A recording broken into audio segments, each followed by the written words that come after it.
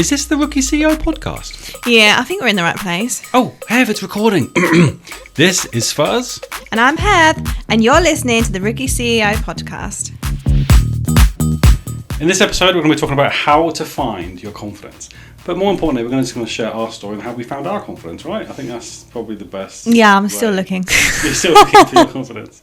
Like, for me personally, and I've studied it quite, because I was a very nervous child. Never. It is, for me, it's very simple. Yeah. Confidence comes from results. Mm-hmm. It's the same thing when you apply it to your body, right? Your personal, let's say personal training. I get clients that come in and they're extremely not confident. They're slouched over, they're not proud of their body, and then they see the results. They see the results of their body, they're happy with the results, and that gives them the confidence. It's the same thing in business. Yeah. If you're starting a new career, let's just say you're into designing and I want to be a graphic designer. At first, you're extremely nervous. Yeah. You're still learning the platform, you're still learning how to do it. And then you see the results. And then you get the feedback as well. The feedback, that's what gives you confidence. Without that, I don't know how people manage to get confidence. In my head, it is fake confidence. And yes, fake it till you make it does work. Mm. But what about yourself? Like how you say to you just had this conversation here actually that you still don't find yourself that confidence, but over the last year, you're a different person. Yeah, I think definitely in the last year, my confidence has grown a lot.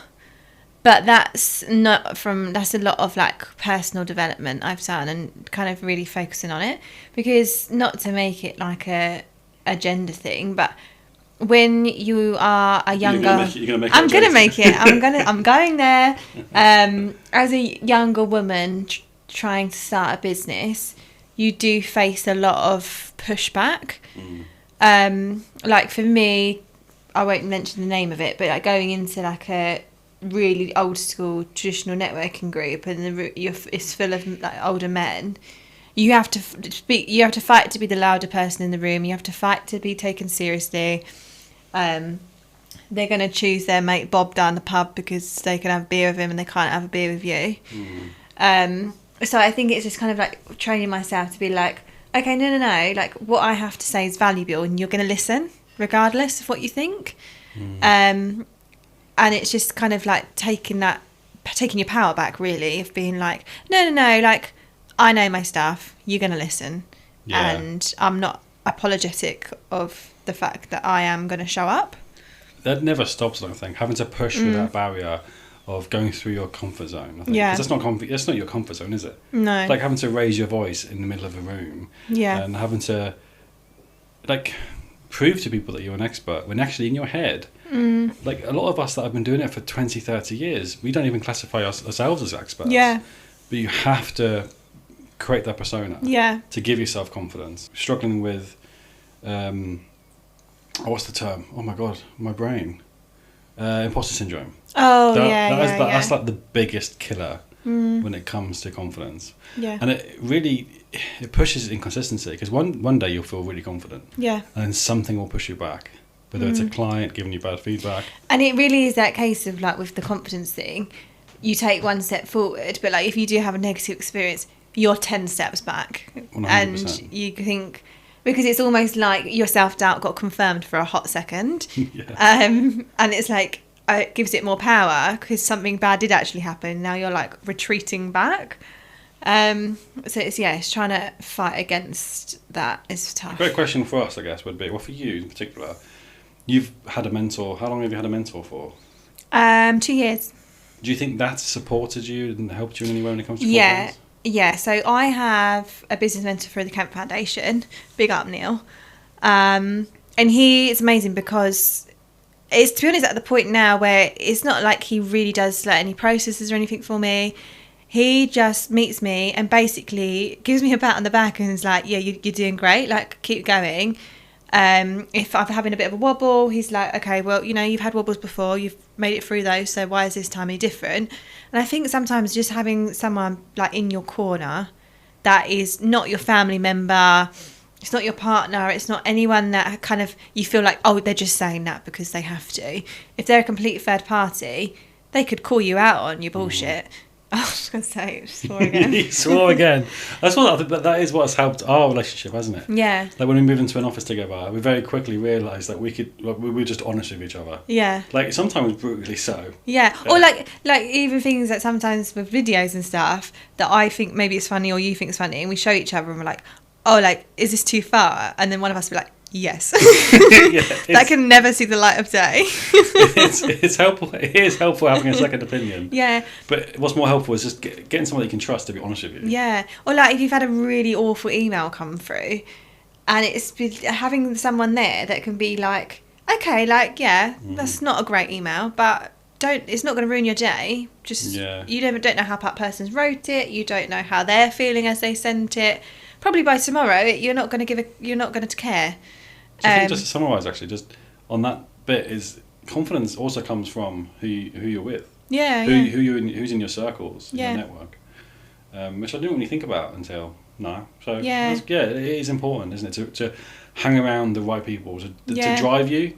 That's one thing that I've always pushed on is you want people in your life that like batteries that give you energy, rather than suck energy away. Yeah, and I think if you're ever kind of associating with kind of collaborators that you're ever worried about kind of embarrassing you or kind of letting you down, you immediately need to redirect, because I don't think the people in your circle you should have any doubts about. Hey Hev, have you heard of IT Managed Services? They're an IT support service based in Kent. Yeah, I've been with them for over a year now. I love being able to just call them at any point and they take over my computer and fix the issue so much quicker than spending hours on Google. Why have you kept that to yourself all this time? Right, I need to sign up to these guys. What's their website? It's it-ms.co.uk, or you can call 01634 218 362. And I mean, I've been there. I've collaborated with people that weren't the right people, and as soon as those red flags come up, I was like, actually, no, this is doing more bad than good now. And it's having, again, that confidence to be like, okay, no, this isn't working for me. I'm going to remove myself from the situation and stand on your ground. Because I've had like people that I would then learn like our values just aren't the same, and I'm like, I can't be genuine and give a credible service to clients if I'm allowing myself to be disingenuous 100%. with this person. I think it's also about finding that right balance. Like, obviously, you can approach certain projects and clients with a lot of confidence, and it does earn their trust. Yeah. But there's also finding that balance of like the client is always right. Sometimes where let's just say you're creating something for a client, or you're doing something for a client. It's always me. I'm joking. We need an audio description for that. You looked at the camera. Oh yeah, sorry, I did a little Pam moment from the office. Because sometimes you can tell a client how it should be done. Yeah. Constantly. And depending on, maybe the results will be impacted if you do it their way, and you can make that very clear with them. But it's also nice to get feedback off of the client and off of even peers, and to say, right, like sometimes I'm not always right. Sometimes, like especially with the creative side, like it's very subjective. So having feedback is important. Yeah, for sure. Yeah, and like if you get to that point where it's like you come in with all this confidence, but then you underdeliver. Yeah. It's like, okay, so it's match come in with that. You get that confidence from being good at what you do. Yeah. So don't mistake that sometimes for arrogance. Yeah. There's a lot of people that will go into a room super confident, and you'll think, God, like how are they doing it? But they're getting the work and then they're under delivering, and so don't think that your lack of confidence is that you're bad at what you do. Definitely. So I think we've discussed quite heavily with how working with clients gives you confidence and how confident you need to be with clients. Yeah. When it comes to networking, it is extremely there are a lot of introverts that struggle to put themselves out there, and their business is impacted because of it. And obviously, massive plug for the Rookie CEO. I think you have created an amazing atmosphere where it attracts people that are struggling with that, because it's such a safe space. But what advice would you give an introvert? Like, have you ever classified yourself as an introvert? Yeah, I'm a secret introvert for sure. Yeah, because one of the other reasons I originally set up the Rookie CEO Club was because I feel confident hosting an event. I don't feel confident as a guest. So you'd rather be someone of I'd rather have to host it, because then it forces myself to show up. Whereas if I'm a guest, I will slink into the back. I will hover around people I already know. You're going to share your secret tip for when you're hosting? What gives you confidence? My secret tip for hosting is a glass of Prosecco before it starts. Look. One of the speakers actually come up to me before Rookie CEO, and she said, "Oh, I'm so nervous." She's like, "Oh, you do such a good job. Please, can you let me know your secret?" And I said, "Oh, have a glass of Prosecco." And she's like, "Oh, ha, no, but seriously." And I went, "I am being serious." Everyone's got their tactics, and mine's alcohol. It's fine. If it's not broken, don't fix it. But the thing is, that is just a gateway into confidence. Whatever's going to push you into that courage, isn't it? Yeah, exactly. And then long term, you'll realise that you don't need a glass of shit. Yeah, it started off as 4. Yeah. Oh God. What have I got myself into? But no, so yeah, I definitely go to events, and I've I remember I went to one event and it was so big. I think it was 80 people. I walked into the room, I did a lap, and I went home, because I just was like, "Oh really? This is I don't belong here. This is awful." And no one approached me, because I did quite a slow lap of the room, because I was thinking, "Oh, someone will approach me," and no one did. So I just got back in my car and went home. Do you remember your first ever networking event? My first ever one? Yes, it was a breakfast one. Okay. Yeah, and I thought, what the hell am I doing here at 6:15 in the morning? That's your first. Yeah, that's my first thought. But yeah, I just kind of thought, I'm a very little fish in a very big pond. But like I say, now I kind of force myself to go to these events, and I hover around the food. I think I've said that in previous episodes. I hover around the food, so then when people start getting food, I can be like, "Oh, what have you got? Is this your first time?" Or I kind of come in. One other tactic I forgot is I come in a bit flustered, and I go, "Oh, did you get parked all right?"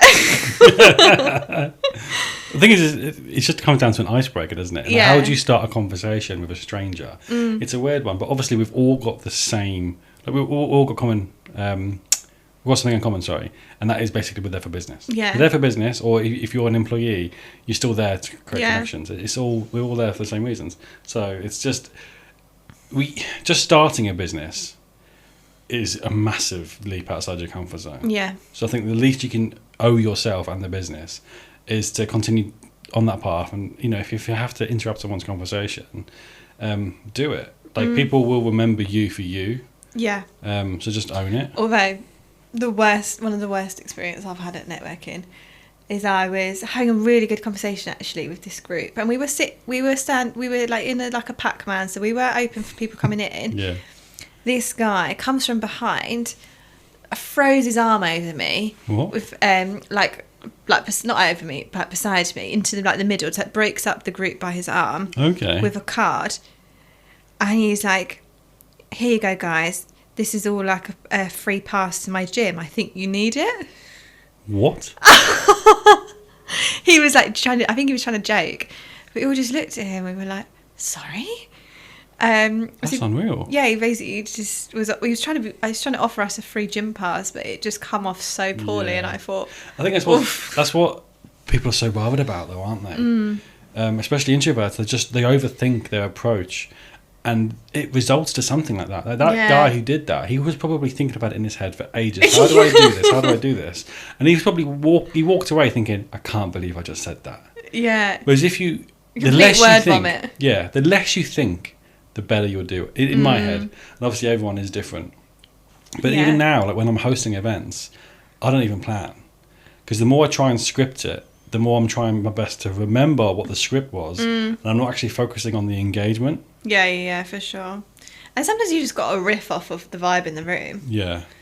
Because sometimes people respond differently to different things.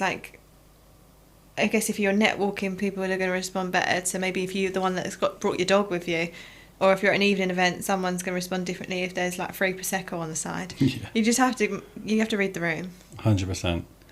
Yeah. Does a glass of Prosecco help you read the room? It does, yeah, but or maybe a bit of a savvy bee. Oh God, all these slang terms. I'm hoping our audience... Audience, if you don't know what a savvy bee is, comment on the post and I will send you a picture of a savvy bee. God. What have we turned ourselves into? Right, thank you so much for listening, guys, and we'll see you guys next week for another episode of the Rookie CEO podcast. Au revoir. Bye. Bye.